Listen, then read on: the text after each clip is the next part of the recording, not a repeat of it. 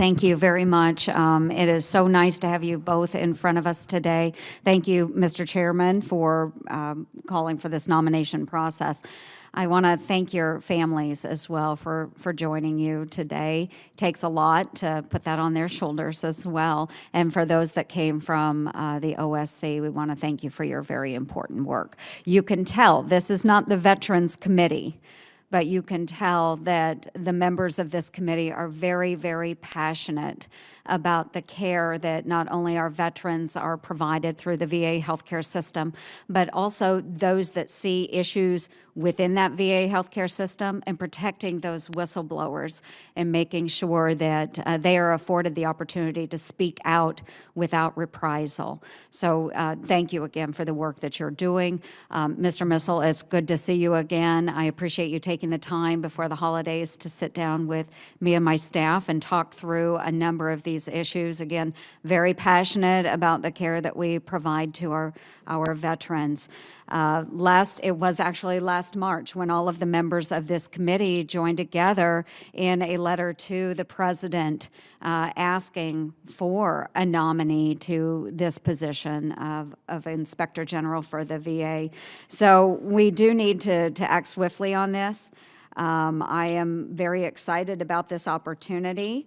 And I, like a number of our other members, Chairman Johnson, you have had frustrations with the VA, Senator Baldwin, all of us have had specific frustrations with our own VA healthcare centers. Last February, I requested a review of the mental health care provided to an Iraq War veteran from the Des Moines area, a young man that committed suicide. And the VA IG's office did not report back to me for many, many months. And again, this was a very serious situation. Again, a young man had taken his own life out of the frustration that he felt, and now the frustration that we all bear. So again, it was months before they got back to my office. And my state staff has also reported to me that the VA OIG has failed to respond to their repeated requests for an update on 3 cases now, 3 additional cases in Iowa that were opened last spring. So this is not a one-time occurrence for any of us. Repeated requests for information on cases that are going unanswered. And can you please just repeat to me your commitment to all of us on this committee that you will assist us in our oversight responsibilities in a timely manner and keep us effectively informed on all OIG matters? Senator, I recognize the important role an IG can play in assisting the committee and Congress in its oversight responsibility. I think you'll find me highly communicative, that I do respond very quickly to requests. I may not always have the answer right away. It sometimes takes time to develop it.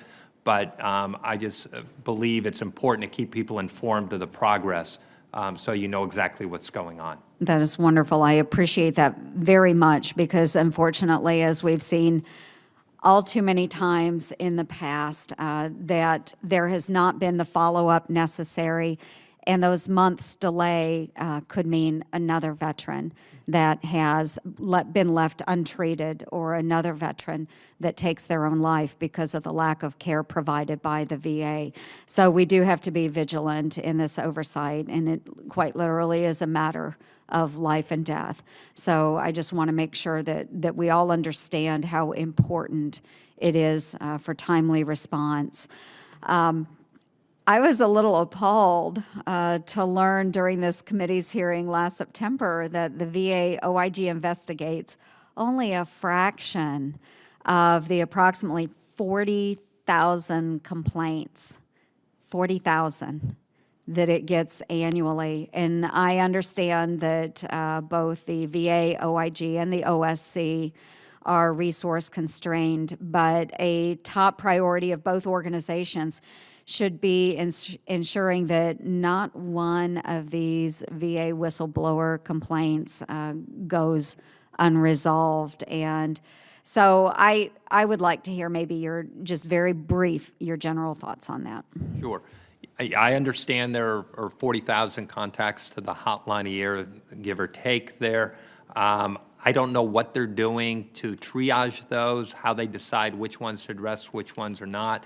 But that's, again, one thing that I find very important. If there's an issue out there that needs to be addressed, it needs to be addressed quickly, and figure out a way to find resources to at least initially address them and see what can be done. Thank you. Ms. Lerner, just very briefly. Sure. Let me tell you just briefly some of the steps that OSC has taken to prioritize VA cases. We've set up a triage system that prioritizes VA health and safety cases. So any case involving health and safety, whether it's a disclosure or someone who claims retaliation for having reported a health and safety violation, those get a very quick look. We have a senior counsel who is assigned full-time to coordinate our VA cases. I've assigned one of my deputies to coordinate VA cases. They meet weekly with the VA team of employees at OSC that we created after we got this total influx of new cases. That team meets weekly.